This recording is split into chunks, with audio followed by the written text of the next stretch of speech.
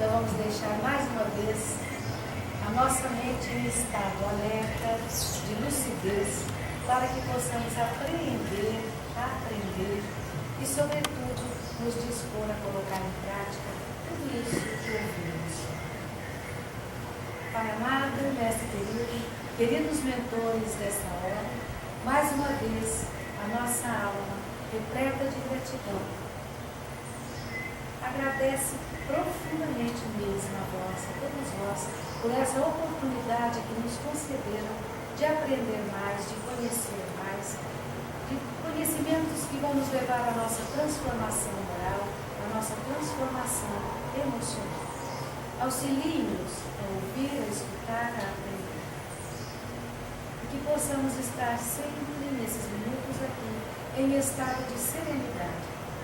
Porque com serenidade nós também já sabemos e aprendemos melhor. Abençoe o nosso orador da noite, abençoando a todos nós. E assim nós vamos orar o Pai Nosso para que possamos entrar nesse estado de paz íntima, de serenidade e disposição para aprender. Pai nosso que estais no céu, santificado seja o vosso nome. Venha a nós o vosso reino, e seja feita a vossa vontade, Pai, assim na terra como no céu. O pão nosso de cada dia dai-nos hoje, Senhor. Perdoai as nossas ofensas, assim como perdoais a quem nos tem ofendido. Não nos deixeis cair em tentações, ó Pai, e livrai-nos do mal e da prática de todo o mal. Vós o podeis, Senhor, porque vosso é o reino, o poder, a glória, a ternura, o aconchego e a misericórdia por todos sempre. Boa noite. Como é que vocês? Bom, como a Célia disse, nós vamos tentar terminar o que nós começamos em novembro na palestra. Quem estava aqui presente em novembro? Bom, para que vocês lembrem, o tema é sobre o livro da Hermance Dufour, psicografado pelo Vanderlei Oliveira, que chama Escutando os Sentimentos. Como nós fizemos a primeira parte em novembro, praticamente há quase 2 meses atrás, eu acredito que quem estava presente escutou bastante os seus sentimentos, né, seus próprios sentimentos. Né? Deu para fazer um autoconhecimento bem intenso, né, principalmente na virada de ano, que nós costumamos sempre fazer tantas promessas para o ano novo, né? Não vamos fazer isso, vamos fazer aquilo, vamos deixar de fazer isso, vamos fazer aquilo outro. Eu acredito que o mais importante, e a Célia colocou isso no comecinho da oração dela, é que a gente aproveite as oportunidades do estudo, não para assimilar o que está sendo dito, mas para aplicar, para praticar. Porque afinal de contas, o que a doutrina espírita nos propõe? Ela nos propõe a reforma íntima. E essa reforma íntima só é possível acontecer na medida em que nós nos esforçamos para colocar em prática todo o ensinamento da doutrina. E eu reconheço que não é fácil, é muito difícil, tá? E eu digo mais, eu acho que ser espírita é extremamente difícil, porque nós temos a obrigação de nos policiar 25 horas por dia, não é 24, é 25 horas por dia. E nós temos que nos policiar não é nas nossas atitudes, mas no nosso pensamento, que é mais difícil, porque o pensamento ele voa livremente, não é verdade? O pensamento a gente não consegue enjaulá-lo e controlá-lo do jeito que a gente controla as atitudes. Qualquer um pode vir aqui, como eu estou aqui na frente, falar bonito, apresentar-se bem, e as pessoas tirarem uma impressão muito boa, correto? Agora, o que passa no íntimo de cada um é só meu, é só de cada um. E isso é gerado pelo pensamento. Então, portanto, quando nós falamos em reforma íntima, quando nós falamos em colocar em prática o que a doutrina espírita nos apresenta, nós estamos, na verdade, dizendo que nós temos que começar zelando pelos nossos pensamentos, porque esses voam livremente. E o pensamento, acreditem e sofram por isso, é o reflexo do que nós somos moralmente, né? Esse é o sofrimento.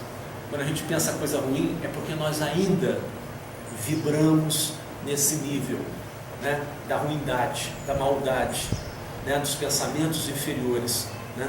Mas o que a irmã Sigufo nos propõe nesse livro é exatamente isso. É nós escutarmos os nossos sentimentos, os nossos pensamentos, né? E não termos medo de fazer isso. Para relembrar, né, rapidamente aqui, eu vou passar 5 slides aqui rápido, só para vocês relembrarem o que nós já vimos. Nós vimos que o objetivo do livro é desenvolver a atitude de amarmos como merecemos, né? Nós vimos também que o século XXI, que é esse século que nós estamos, é o século do sentimento, destacando o educar para ser, o educar para conviver bem consigo. O educar para ser é muito importante isso, porque é muito diferente do educar para ter, né? Infelizmente, as gerações todas, até a nossa geração atual, são gerações que sempre foram educados, condicionados para serem bem, para ter muito, né? Para serem realizados profissionalmente. Esse é o mote da educação que nós sempre recebemos. O século XXI já muda isso. É educar para ser, para você se manifestar na sua individualidade, no potencial que nós temos intimamente, interiormente, e não para ter.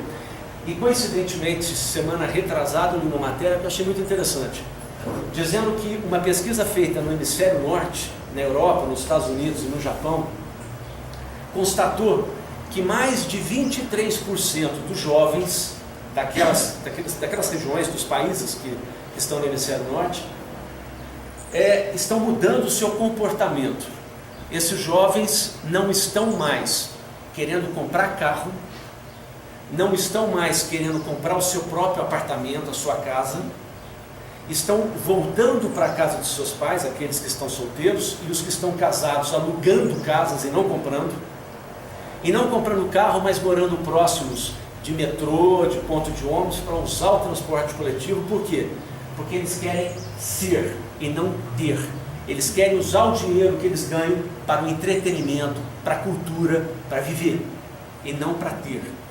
Então isso é um bom sinal, que as gerações que estão vindo, nós sabemos, os espíritos dizem isso, que os espíritos que estão reencarnando a partir de 1989, basicamente, são espíritos mais evoluídos, espíritos que vêm contribuir com a transição planetária.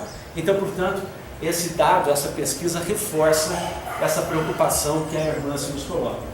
Vimos que o amor a si mesmo ainda é uma lição a aprender, uma longa e paciente lição. Nós estamos agora com essa nova filosofia da educação para ser, nós estamos aprendendo a nos amar, porque isso nós não fizemos até agora. Aprendemos a amar, você gostar de si mesmo como você é, né? E é uma longa e paciente lição. Vimos que o alto amor consiste na arte de aprender a escutar os nossos sentimentos. Nós só nos amamos, nós só nos respeitamos quando nós nos conhecemos e aceitamos como somos, né? E nós vamos ver um pouco mais sobre isso.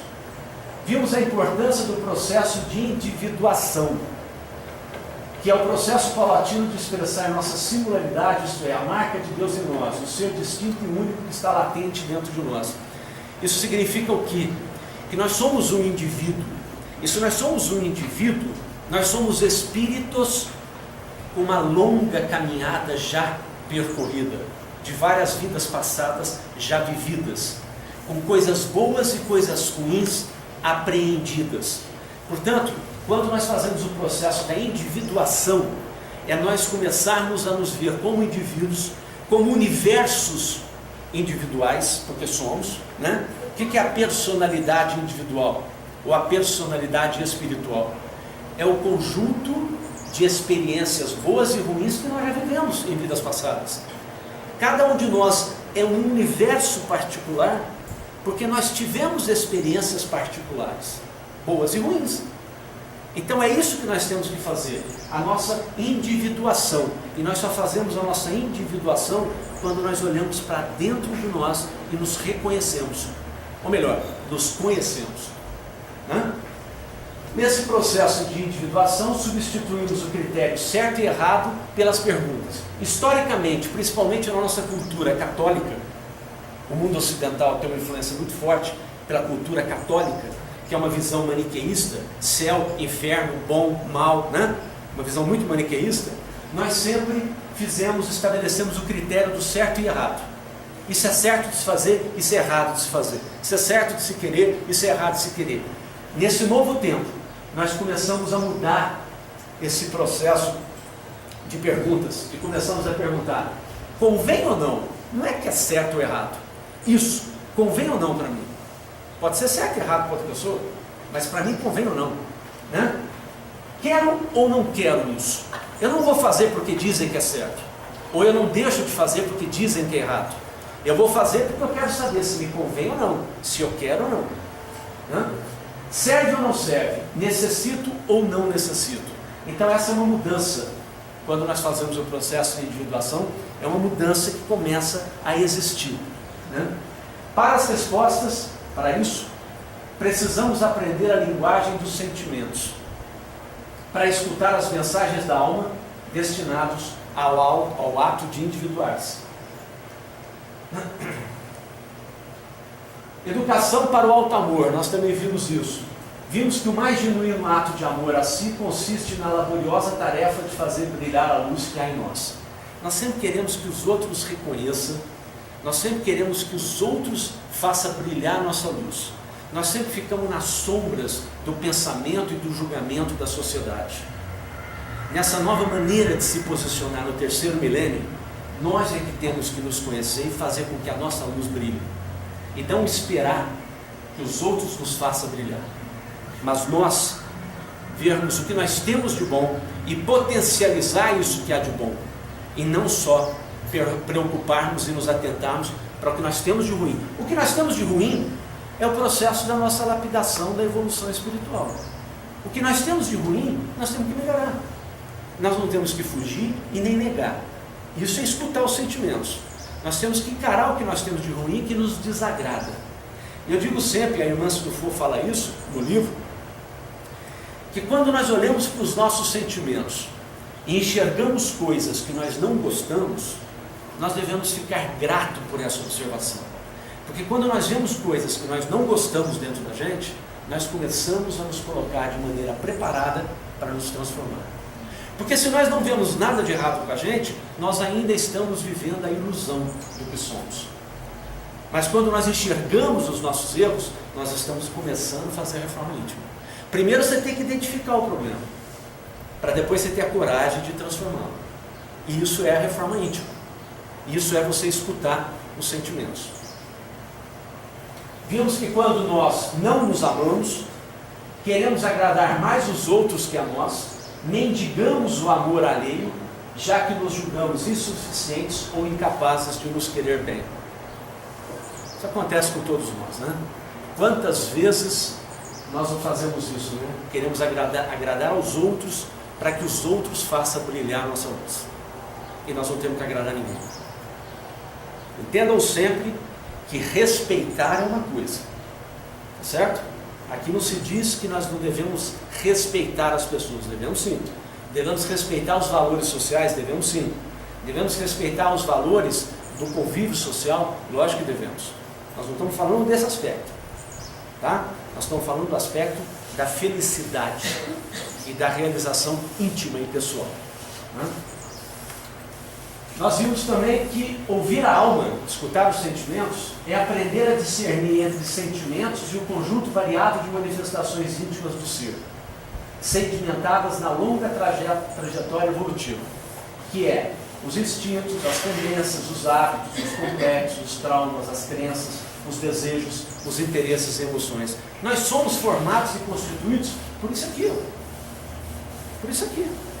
Nós temos isso, instintos, porque ainda nós somos involuídos, portanto nós temos instintos, né? Quando nós agimos de maneira impensada e súbita em relação a alguma coisa, nós agimos pelo instinto, porque nós não raciocinamos, né?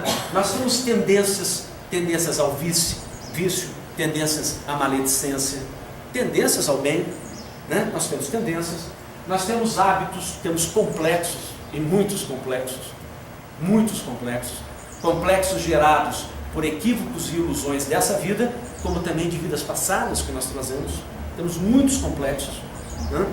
Nós temos traumas do mesmo jeito, da vida presente como de vidas passadas, crenças, porque nós somos influenciados por pensamentos, então nós criamos crenças e adotamos crenças para nossas vidas, desejos, interesses e emoções.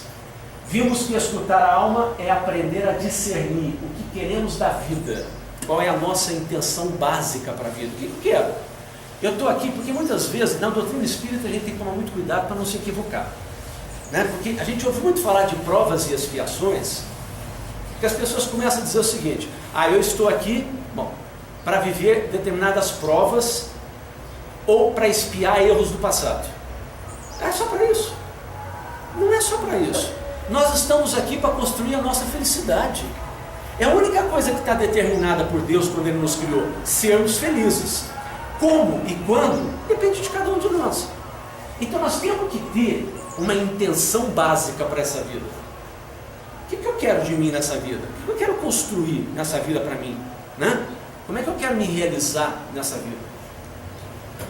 Vimos que o amor assim não se confunde com o egoísmo. Isso a gente fez questão de reforçar naquele dia que nós estávamos aqui. Você se amar, você fazer brilhar a sua luz, você se valorizar, você se amar, não é egoísmo, não é individualismo. Nós estamos falando de individuação, é diferente uma coisa da outra, tá? Individualismo e egoísmo é no aspecto material. A individuação, o amar a si, é no aspecto espiritual.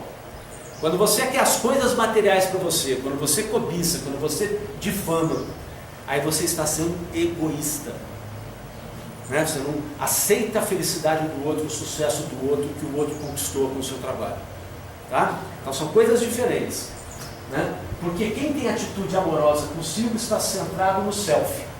Eu pus aqui o que é: amar-se é ir ao encontro de si mesmo, como determinava Jung. O self é o arquétipo da totalidade, é o modelo de totalidade de tudo que existe no universo, da totalidade criada por Deus em cada um de nós. Cada um de nós tem isso registrado dentro de si. E quando você vai ao encontro do self, é você ver essa tendência existente no inconsciente de todos nós se manifestando. É você buscar Deus em si, o modelo de Deus em você, e dar vazão para Ele, para que você se transforme em algo melhor, né? Tendo Deus como referência, né? Esse arquétipo da totalidade, tá? Muito bem. Nós vamos começar agora isso aqui, ó. Estufas psíquicas da depressão. A irmã se fala sobre isso no livro. Na verdade, metade do livro ela trata sobre isso quase, sobre a depressão, que é uma palavra tão em voga hoje nos dias atuais, né? Atualmente, e que na verdade vocês vão assustar, porque todos nós temos um pouquinho de depressão. Eu vou falar só um pouquinho, para que ninguém assuste muito, mas na verdade nós somos, né, altamente depressivos, né? Nós somos altamente sofredores desse mal da modernidade, né? Que não é da modernidade coisa nenhuma, né? Mas é porque hoje ele é falado de muita... Hoje se fala muito de depressão. Qualquer problema é depressão. Qualquer coisa que alguém esteja sentindo é depressão, né? Mas não deixa de ser. Nós vamos ver isso. Depressão é uma intimação das leis da vida convocando a alma a mudanças inadiáveis. Eu não precisaria mostrar mais nada, bastaria a gente refletir essa frase, né?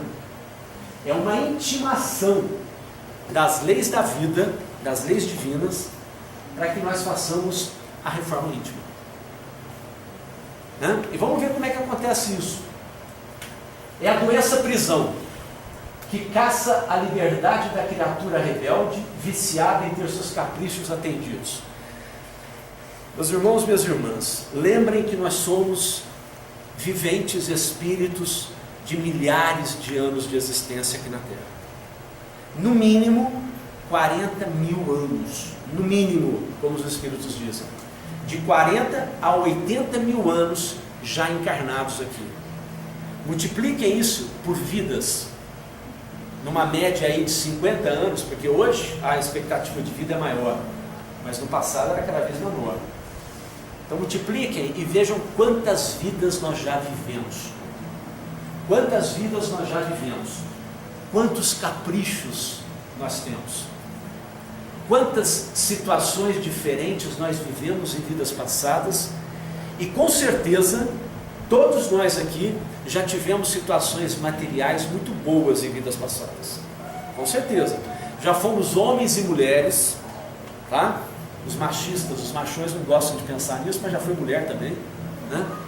Que isso é legal, saber disso, porque isso nos torna espíritos mais preparados para a evolução, saber disso, que nós já migramos nos dois sexos, né? Ou no terceiro também, quem quiser, não tem problema nenhum, né? Não tem problema nenhum. Aliás, tem um livro muito interessante que trata sobre sexualidade e mediunidade, que tira o preconceito da questão do homossexualismo. Quem ainda sofre com esse preconceito deveria ler.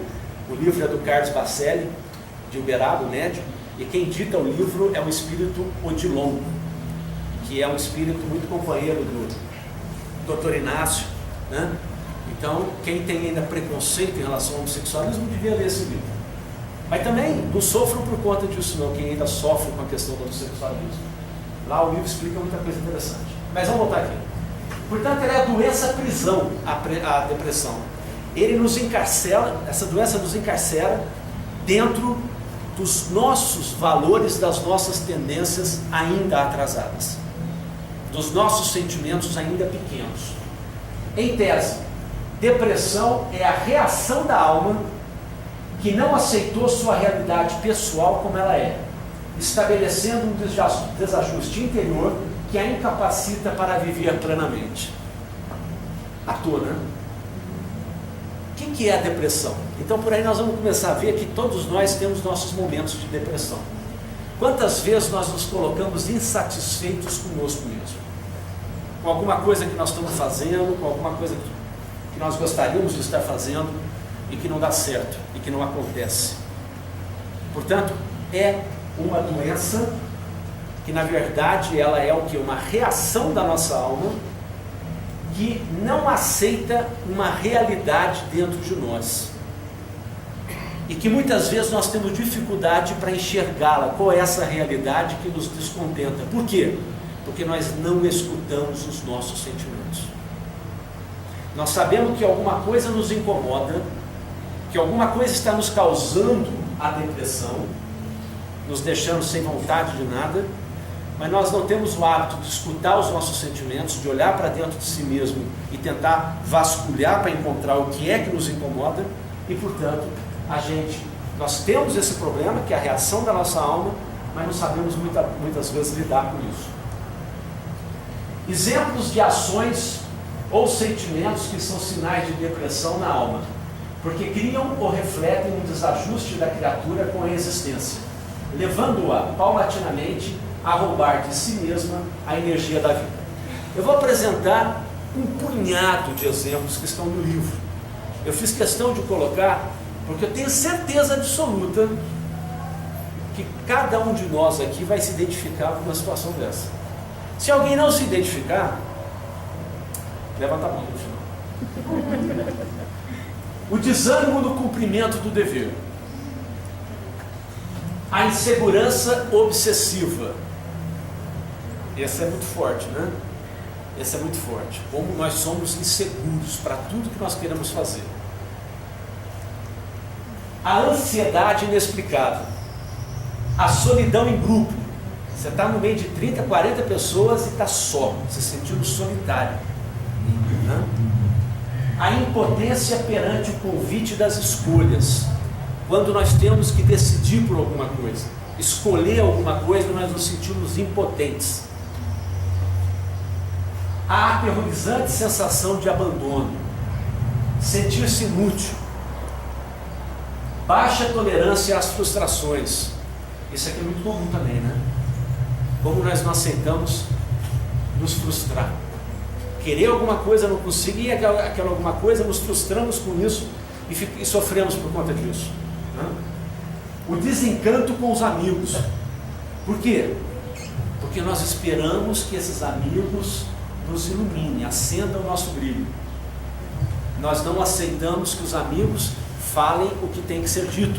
E mais do que isso, nós esquecemos que os amigos também têm as suas vidas. Nós queremos que eles vivam as nossas vidas. Não é sempre, mas acontece, né? Medo da vulnerabilidade. Nós não gostamos de ser vulneráveis a nada, de nos sentir vulneráveis. A descrença no ato de viver. Quantas vezes está tudo muito tranquilo e de repente te dá um baixo astral terrível e você fala, para que viver? Para que viver? O que eu estou fazendo aqui? Aí depois passa. Né? Depois passa, graças a Deus que passa. Depois passa.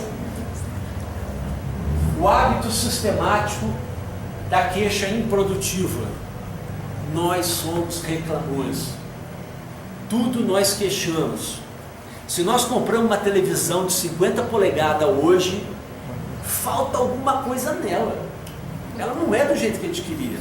Alguma coisa está faltando, né? Se nós compramos uma blusa que nós namoramos um mês, até ter dinheiro para comprar, vai na loja e compra. A hora que você veste a blusa, está com ela em casa, você olha no espelho, tem um botão a mais. Tinha que ter um botão a menos, né? Como nós nos queixamos de tudo.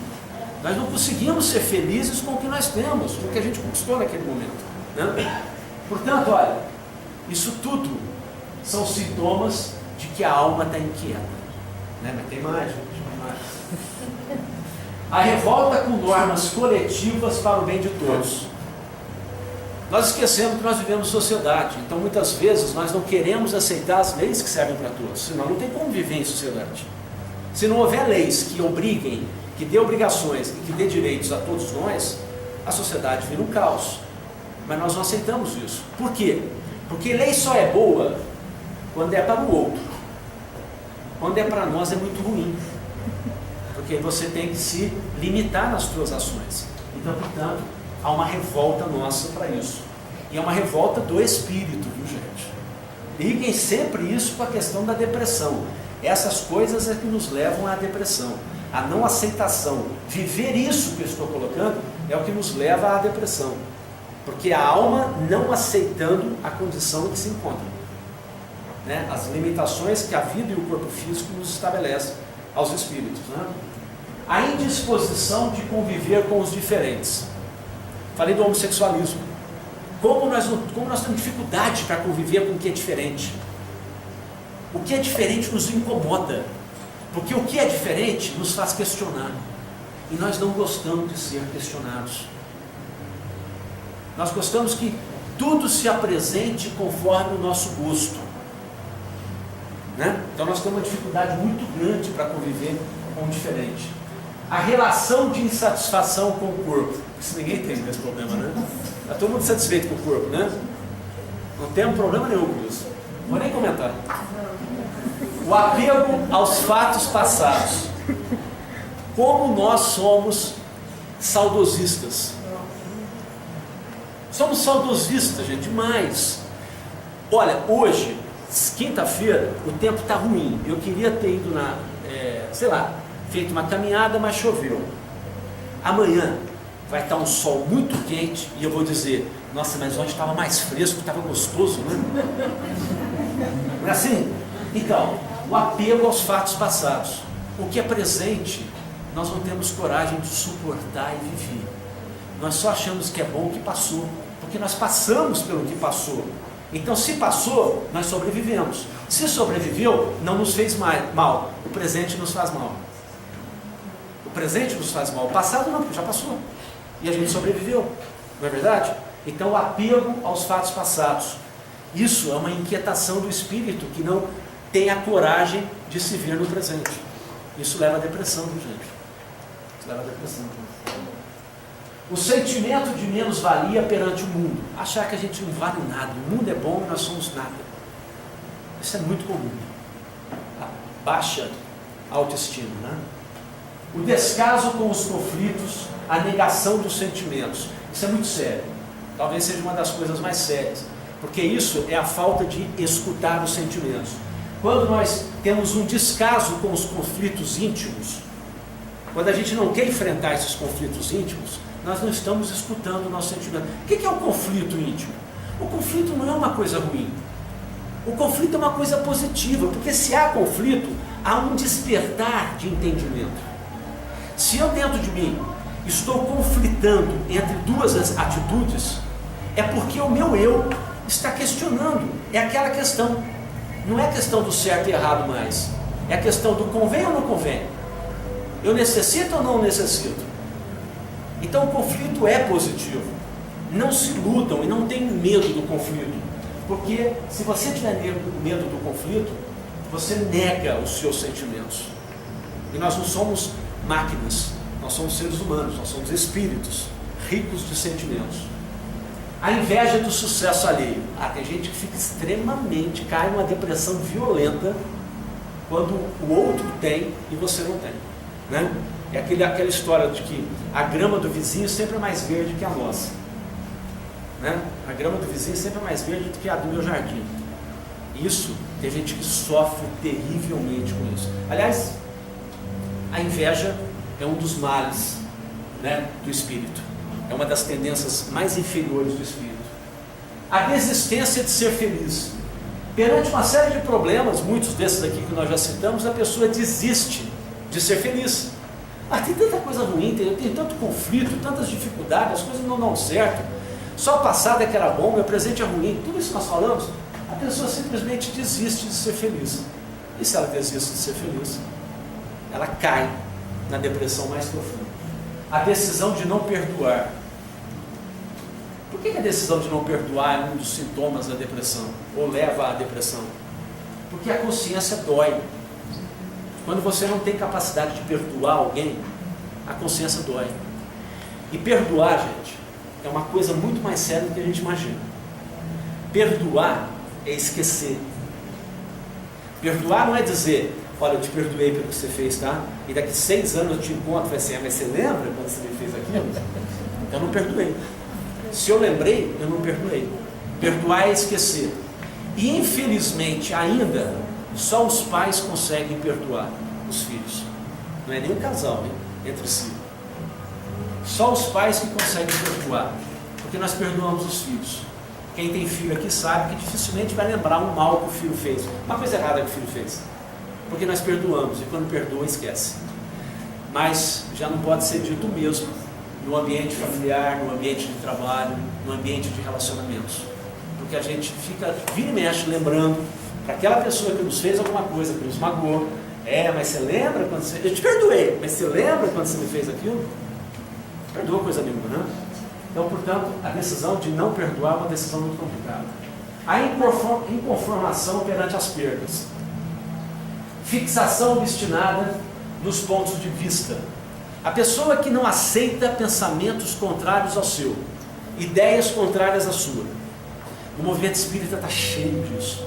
Aliás, o Dr. Inácio diz que quem ele mais trata no hospital psiquiátrico, lá na espiritualidade, que está sob a responsabilidade dele, são os espíritas. Porque os espíritas, principalmente os mais antigos, não aceitam nenhum pensamento novo, nenhuma forma de se conceber a doutrina espírita, sem questionar Kardec, obviamente, porque não dá para questionar Kardec, né? Porque ele realmente sistematizou todo o ensinamento dos espíritos, mas Kardec, ele trouxe os ensinamentos há 150 anos atrás. E ele trouxe o ensinamento que a sociedade de então podia entender. Agora, com o passar dos anos, é de responsabilidade e de obrigação da espiritualidade aprofundar nos estudos que Kardec trouxe. E aí é que mora o perigo. Porque muitos espíritas não querem aceitar a continuidade dos estudos. Acha que o conhecimento espiritual se esgota em Kardec. E não se esgota em Kardec. E não vai se esgotar nos espíritos que estão comunicando hoje. Por quê? Porque o conhecimento é infinito. Se o conhecimento é infinito, os ensinamentos dos espíritos serão infinitos enquanto for necessário. Correto? Infelizmente, nós temos muitas vezes a fixação obstinada em certas ideias, em certos pontos de vista. E não queremos ver o que há de novo. O desamor aos que nos prejudicam. Nós não sabemos perdoar, portanto, desamamos quem nos prejudica. E isso também leva à depressão. O cultivo do personalismo, a exacerbada importância pessoal. é o contrário da individuação. Aqui já entra no individualismo.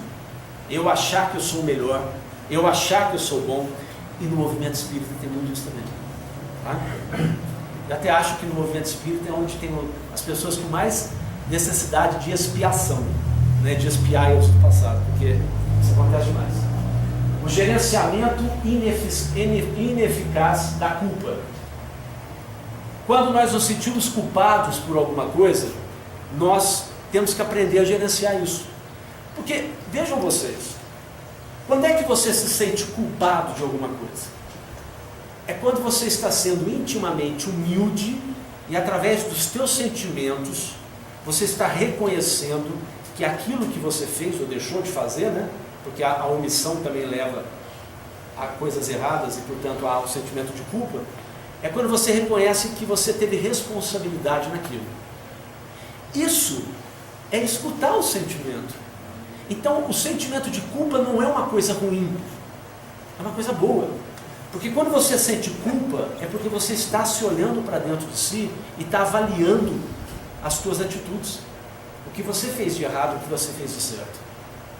Então, portanto, quando você não sabe gerenciar esse sentimento de culpa, porque tem gente que sente culpa por alguma coisa e fica desesperado, e faz bobagem. E a ideia de você reconhecer a culpa não é fazer bobagem.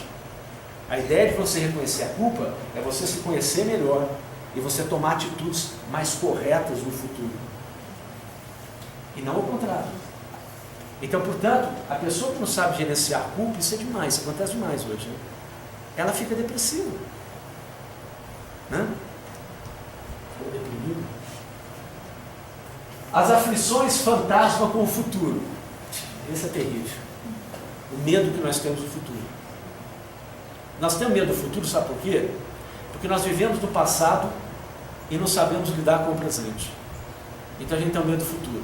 E espírita, então, muito mais. Porque o espírita, com esse negócio de reencarnação, né, que a gente sabe que tem, a gente fica com um medo terrível do futuro. Porque a gente está com medo de estar errando hoje e o que vai acontecer conosco amanhã. Qual vai ser as consequências do que nós estamos fazendo hoje? Então nós morremos de medo do futuro. Diferente de falar da morte. Morre de medo da morte também. Tá? O espírita que falar que não morre, que não tem medo da morte, está mentindo. Você pode entender melhor a morte. Agora que a gente tem medo da morte, tem. Sabe por quê?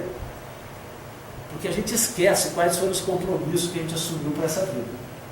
Então é terrível o receio que a gente tem, a aflição que a gente tem, de como vai ser quando nós reintegrarmos a espiritualidade, quando a gente desencarnar e voltar para o plano espiritual, e a hora que a gente se deparar com a nossa consciência e com os nossos mentores, né, e for fazer um balanço dessa vida atual, e aí ele vai mostrar para a gente, ó, isso aqui era o programa que você assumiu, ó. Isso aqui é o que você fez.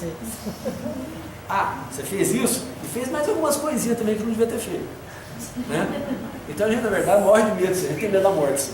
Falar que não tem medo da morte, a gente não tem medo da morte sob o ponto de vista do desconhecido, mas a gente tem medo sob o ponto de vista de qual vai ser o balanço do que a gente fez, né, na vida presente, né? A tormenta de ser rejeitado, isso é terrível. Tem gente que entra numa depressão violenta porque tem medo de ser rejeitado no seu ambiente, no seu grupo de amizade, no seu grupo familiar, né? As agruras perante as críticas. Não aceita a crítica de jeito nenhum. Uma crítica feita faz com que a pessoa vá para casa e fique uma semana depressiva. Rigidez nas atitudes e nos objetivos. A pessoa que também é muito rígida, que não quebra a sua rigidez, que acha que as coisas têm que ser daquele jeito, que não se propõe, não se permite mudar a rota em algum momento, ela também sofre de depressão. Porque é uma carga pesada sobre ela. Conduta perfeccionista. Esse eu vou pular, porque esse aí tem um pouquinho mesmo. Sinergia com o pessimismo. Pessoas pessimistas, pessoas que acham que tudo vai dar errado. Essa pessoa não pode ser feliz.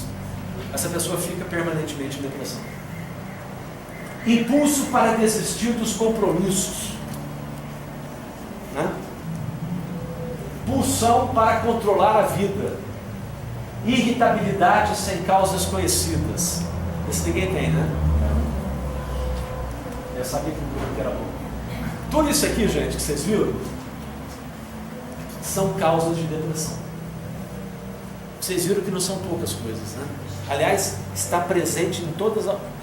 Todos nós aqui não vivemos uma só dessas coisas não, né? Vivemos várias delas. Então nós somos fortes candidatos à depressão. Bilhões e bilhões de homens, na vida física e extrafísica, estão deprimidos ou constroem estufas psíquicas para futuras depressões reconhecidas pela ótica clínica. Essa expressão da irmã é muito interessante, estufas psíquicas. Nós vamos vivenciando esses comportamentos que eu mostrei e vamos criando psiquicamente, nós vamos criando a condição para entrar em depressão. Porque nós não sabemos lidar com isso, não sabemos trabalhar com esses acontecimentos. Então nós vamos criando um caldo fértil para que a gente venha desenvolver depois o quê?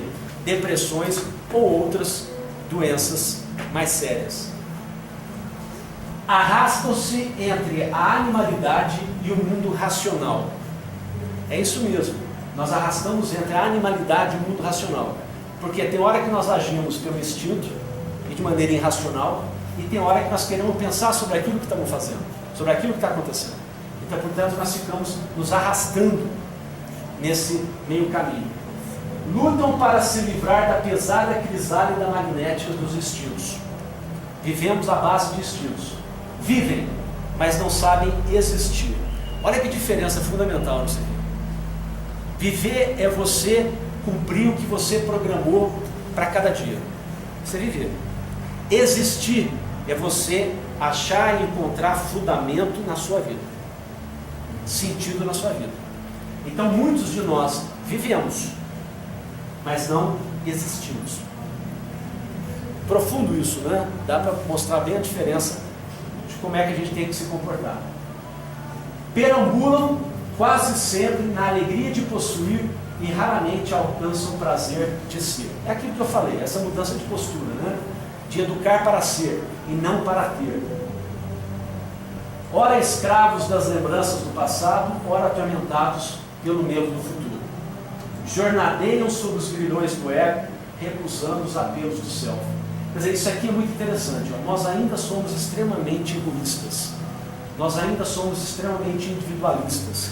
Então nós estamos preocupados com a nossa satisfação pessoal, que é de ordem material, e não com o nosso encontro com essa totalidade de Deus dentro da gente. Nós ainda estamos presos nesses grilhões do ego. Tá? A solução vem da própria mente. Aprender a ouvir os ditames da consciência. Eis o que poucos fazem quando se encontram sob a sanção da depressão. Pessoal, se nós não nos ouvirmos, se nós não prestarmos atenção na nossa consciência, nós não fazemos a mudança e não superamos a depressão. Não tem outra maneira de superar isso. Tá? Não existe antidepressivo, remédio que nos ajude a solucionar essa falta de se escutar os nossos próprios sentimentos. Não existe antidepressivo para isso. O único antidepressivo é a própria mente, é a própria consciência. É nós buscarmos nos conhecer. Né? Depressão, então, o que é? É a condição mental da alma que começa a resgatar o encontro com a verdade sobre si mesma, depois de milênios nos labirintos da ilusão. Olha, eu falei agora mesmo que a depressão, ela é a inquietação da alma com a condição em que se encontra. Por que depressão hoje é um tema mais em voga? Porque se o planeta está passando por provas e expiações, é óbvio que nós estamos espiritualmente inquietos. Se nós estamos inquietos, nós começamos a nos cobrar e a ficar descontente conosco o tempo todo. Daí, essa questão da depressão hoje ser alguma coisa que está muito em voga. Né? Então a depressão está diretamente ligado à doença e aos males do espírito. Né? Não é uma doença da modernidade, é uma doença da transformação do espírito que vem evoluindo ao longo de milênios e agora se agravando com a transição planetária. A transição planetária nos leva a nos preocupar mais com a nossa reforma íntima, com a nossa transição individual. pessoal. A felicidade terrestre é relativa, isso é uma pergunta que Kardec faz. A felicidade terrestre é relativa à posição de cada um.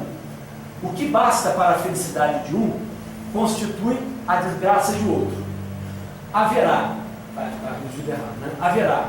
contudo, alguma soma de felicidade comum a todos os homens? Então Kardec pergunta aos espíritos se, considerando que o que é bom para um é ruim para o outro, haveria alguma coisa de comum para todos que fosse bom, ou seja, alguma soma de felicidade comum a todos os homens?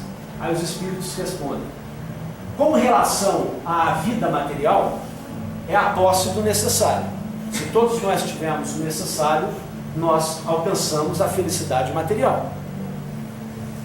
Com relação à vida moral, a consciência tranquila e a fé no futuro, que é isso que leva à nossa felicidade, isso que é de comum para todos nós.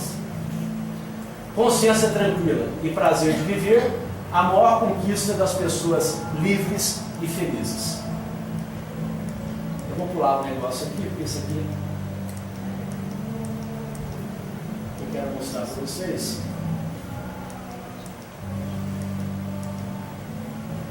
É isso aqui, sombra amigável. A irmã se coloca o seguinte, que a sombra designa o outro lado do ser humano, aquele em que vige a escuridão.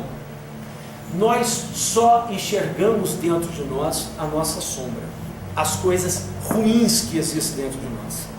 E o que a irmã se propõe nesse livro é que nós comecemos a destacar a nossa sombra positiva e não só a nossa sombra negativa. Comumente destacamos a sombra negativa nos ambientes educativos da doutrina espírita. Convém, porém, uma atenção à sombra positiva, que são os nossos potenciais e talentos ainda não expressados ou descobertos. Nós temos que aprender a olhar para dentro de nós e enxergar quais são as nossas virtudes e não apenas quais são os nossos defeitos, para que nós possamos potencializar as nossas virtudes e começar a destacar o quê? A nossa sombra positiva, e não fazer o que nós fazemos, que é destacar a nossa sombra negativa. Porque quando nós destacamos a nossa sombra negativa, nós caímos em todas aquelas situações que levam à depressão, a tudo aquilo lá. Em meio a essa escuridão da vida inconsciente, existe muita sabedoria e riqueza ainda não exploradas. Escutando nossos sentimentos e o que eles têm a nos ensinar sobre nós mesmos, estaremos entrando em contato com esse material reprimido no inconsciente, com todas as habilidades instintivas que nos asseguram a herança inalienável de filhos de Deus. Escutar sentimentos é aceitá-los, não é negá-los, porque a reforma íntima só acontece com a aceitação do que nós somos e a transformação do que nós não gostamos. Se nós negamos os nossos sentimentos, nós não nos transformamos, nós não nos mudamos, né? Aceitação quer dizer pensar sobre eles. Portanto, aquilo que nós não gostamos, aceitar, não é você se acomodar, dizer o seguinte: eu sou maledicente, eu gosto de falar mal das pessoas mesmo, o que eu vou fazer? Eu sou assim mesmo? Não, não é isso. Aceitar não é isso. Isso é você se acomodar. Aceitar é você dizer: eu sou maledicente, mas isso me incomoda, eu preciso mudar nisso. Então eu não posso negar, eu sou, só que eu quero mudar. Então aceitação é isso, é aceitar que você tem um sentimento ruim, mas que você tem que transformá-lo, tem que trabalhá-lo, né? Habitualmente exaramos a colocação: não quero nem pensar nisso. Pensar, gente, não é penar. Não quero nem pensar nisso, referindo-nos a questões desagradáveis do mundo íntimo. Gente, nós falamos isso direto. Nós falamos isso direto. Não quero nem pensar nisso aí. Porque é medo que nós temos de nos deparar com o que nós somos, de escutar os nossos sentimentos. Expressão: sentimentos mal resolvidos. A irmã se diz que trata de sentimentos não aceitos ou negados pela consciência e reprimidos para o inconsciente por alguma razão particular. A sombra originou-se basicamente em função dessa relação insatisfatória com o nosso poder de sentir e os arquivou em forma de culpas, desejos estagnados, bloqueios, traumas, medos, criando um complexo psíquico que em muitos lances são fatores geradores das psicopatologias, desde as mais toleráveis até as mais severas. Então vejam vocês que o fato da gente não escutar o que nós somos, de não fazer o processo de autoconhecimento, nos leva a tantos problemas que é incalculável. São bloqueios, traumas, complexos, medos, quantas coisas que nós não vivenciamos, e todos nós temos isso, que é devido ao fato de nós não estarmos pensando e nos conhecendo. Ao longo dos últimos milênios, aproximadamente 40 mil anos, eu falei para vocês, dependendo da história individual, o que mais fizemos foi negar e temer nossos sentimentos. Um fato natural na trajetória evolutiva da animalidade para a hominidade. Ou seja, durante esses 40 mil anos, o que nós mais fizemos nas vidas passadas foi negar os nossos sentimentos. Só que com a transição planetária, com o fato de que o planeta deixa de ser um planeta de provas e expiações, para se transformar num planeta de regeneração, aonde o amor vai superar o mal, o bem vai superar o mal, o amor vai prevalecer, o planeta evolui e nos cobra a evolução individual. E essa evolução individual nos leva exatamente ao quê? Primeiro, nos autoconhecer. A doutrina espírita não diz que nós temos que fazer reforma íntima, não é o que mais a doutrina fala. Só há como fazer reforma íntima se nós ouvirmos os nossos sentimentos. Não há outra maneira. Nós só vamos mudar a sociedade se nós antes mudarmos a nós mesmos individualmente. Não tem como mudar. Porque a sociedade é um reflexo das individualidades. A Célia falou da política, né? Porque eu gosto de política. A política é um reflexo da sociedade. Então, se nós queremos uma política melhor, nós temos que mudar a sociedade. E para mudar a sociedade, nós temos que nos mudar individualmente primeiro. Nós temos que fazer a reforma íntima. E para fazer a reforma íntima, nós temos que escutar os nossos sentimentos. Não tem como ser de outra maneira, né? Deus não vai fazer isso como a gente faz na apometria, né? Deus não vai fazer isso e vai mudar as coisas. Por quê? Porque nós temos o livre-arbítrio para nós fazermos as transformações necessárias em nós mesmos. Deixarmos de querer fazer a transformação nos outros. A doutrina espírita, muitas vezes, ela é entendida de maneira equivocada. Nas casas espíritas nós falamos o tempo todo, temos que fazer o bem para os outros, temos que ajudar os outros, temos que ser solidário aos outros. E nós? Nós temos que mudar isso. Nós temos que fazer bem aos outros e a nós mesmos. Temos que ajudar os outros, e a eu também, e a mim também. Temos que amar os outros como amamos a nós mesmos. Como Jesus dizia, amar ao próximo como a si mesmo. Como é que eu vou amar o outro? Respeitando o outro, né? Se eu não me respeito, se eu tenho baixa autoestima, se eu não gosto de mim, se eu estou insatisfeito com o que eu sou, correto? Então, portanto, nós precisamos parar de negar os nossos sentimentos, conhecendo-os. O mundo, no entanto, prepara-se para o século do amor vivido e sentido. A pergunta mais formulada em todas as latitudes deste momento, a irmã Stufo fala isso, a espiritualidade capta isso, é: como está você? Como está você? Essa pergunta que mais se faz hoje no planeta inteiro, conforme os Espíritos têm dito. As pessoas perguntando para o outro: como está você? Né? Ontem eu recebi uma mensagem legal, que na verdade é uma fala de alguém que eu não lembro agora o nome da pessoa, que diz o seguinte: amigo é aquele que pergunta como você está e espera você responder, né? E espera você responder. Não é aquele que pergunta como é que você está e anda. Mas amigo é aquele que pergunta como você está e espera e aguarda que você responda. Portanto, essa é a pergunta que mais hoje se faz em todo o planeta: como está você? Porque começamos o século do amor vivido e sentido. E o interesse por uma resposta que fale de sentimentos é iminente, tende a tornar-se um hábito. As pessoas não querem mais saber. Como é que você está? Ah, eu estou bem, ontem eu comprei meu carro novo, né? Meu salário aumentou. As pessoas não querem mais ouvir isso, não querem mesmo. Parem para pensar. As pessoas querem até saber dos teus problemas, para saber que você é humano que nem ele, sofre que nem ele. Eu não quero que as pessoas mintam para mim dizendo que está tudo bem, porque comprou uma casa nova, um carro, um bem, passeou, que coisa. Eu quero que as pessoas digam, eu estou bem, apesar de que eu estou passando por isso, passando por aquilo, tal. Por quê? Porque isso é humano, né? Isso nos torna cúmplice na vida. Isso nos torna cúmplices no existir, e não no viver, mas no existir. Sabendo que o outro sofre e padece dos mesmos males íntimos que eu. Né? Então isso nos leva a escutar os nossos sentimentos.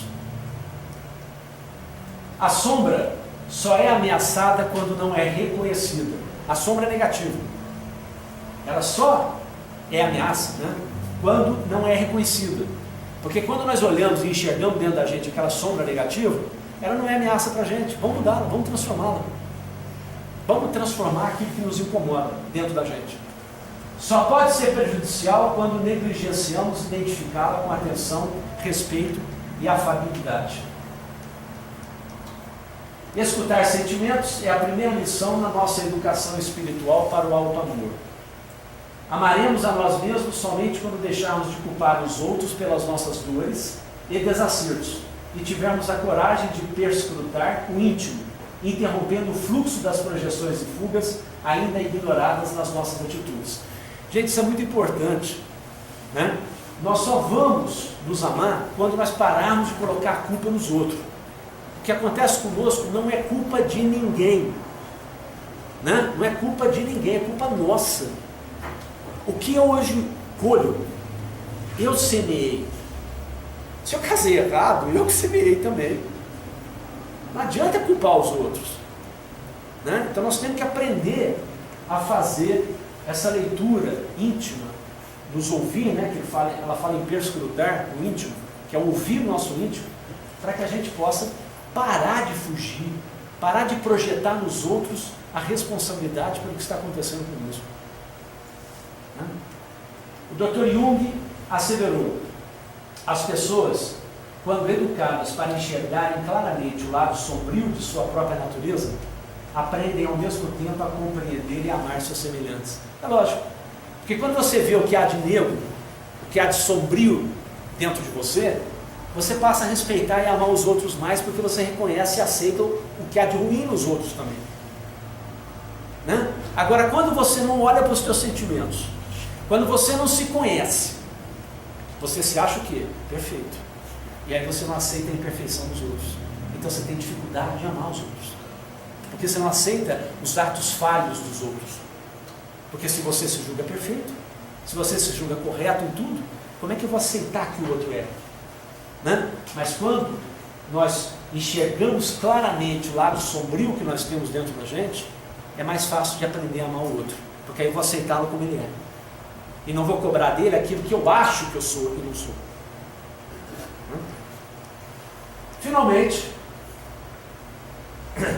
no livro, em uma conversa com o Dr. Inácio Ferreira e equipe sobre um caso em análise, foi dito que nós, espíritas, precisamos ingerir com frequência 3 medicações indispensáveis. Eu fiz questão de pôr isso, para que nós, espíritas, não nos equivoquemos. Primeiro, a primeira é acreditar que merecem a felicidade, assim como todos os seres humanos. Nós espíritas temos uma mania de achar que nós estamos aqui em provas e expiações só. Não, eu estou aqui para ser feliz. Enquanto eu construo a minha felicidade, eu vou tendo uns trancos, uns barrancos, mas eu estou aqui para ser feliz. Não estou aqui para ficar espiando e sofrendo, não. Repito mais uma vez, se eu tiver que sofrer e espiar alguma coisa, é porque eu fiz alguma coisa errada lá atrás, ou aqui nessa vida ainda, né? Então faz parte do processo de evolução você espiar os teus erros, corrigir os teus erros. Mas o objetivo não é esse somente. O objetivo é ser feliz, né? Então nós merecemos a felicidade. Segundo, é parar de encontrar motivos externos para suas dores descobrindo-lhes as causas íntimas. Todas as nossas dores, todas, dores emocionais, dores orgânicas, dores físicas, são nossas. A causa está em nós mesmos. Nós podemos achar que uma dor sentimental é porque alguém está nos contrariando no sentimento. Mas se formos analisar o porquê disso, nós vamos encontrar dentro de nós a resposta. Não tem como pensar de outra maneira, né? E terceiro, é parar de pensar em felicidade para depois da morte e tentar viver a vida do modo mais feliz possível. Nós temos a terrível mania de achar que nós só vamos ser felizes quando nós formos evoluídos como Jesus Cristo, né? Nós achamos que aqui não é para ser feliz, aqui é para ser feliz sim. É lógico que é uma felicidade limitada, porque nós não somos evoluídos. E enquanto nós estivermos na matéria, nós teremos uma felicidade limitada, principalmente pelos prazeres da matéria. Mas o espírito, ele pode se expandir além da matéria, além do corpo físico. E é aí que nós construímos a nossa felicidade, e não na matéria. E essa felicidade do espírito, ela pode ser aqui agora, não é depois da morte. Até porque nós não sabemos o que nos espera depois da morte do corpo físico, né? Então quem garante que depois da morte vamos ser felizes? Aliás, vamos ser realistas. Nós estamos longe de sermos felizes, até porque o nosso conceito de felicidade é limitado. É ou não é verdade? Nós temos condições de dizer o que é ser feliz em Deus? Nós nem sabemos o que é Deus. Até que Kardec coloca, é o princípio, né? É o princípio de todas as coisas, é a sabedoria, é a inteligência primeira, né? De todas as coisas. Mas é vago isso. Mas é vago porque nós não temos ainda evolução para entender o que é Deus, o que é a totalidade do universo, e muito menos o que é felicidade. Mas dentro do que nós podemos conceituar de felicidade, nós podemos começar a tentar viver essa felicidade aqui. Não a felicidade da matéria, mas a felicidade da realização do espírito, de fazermos coisas que nos façam bem, de nos conhecer melhor para nos melhorarmos, de ajudar as pessoas entendendo que aquilo também nos ajuda, e não porque nós estamos fazendo bondade e caridade, de jeito nenhum. Então nós temos que buscar esse conhecimento para que a gente possa evoluir em paz e felicidade. Escutar os sentimentos é nós assumirmos a responsabilidade por existir e não apenas por viver. Obrigado.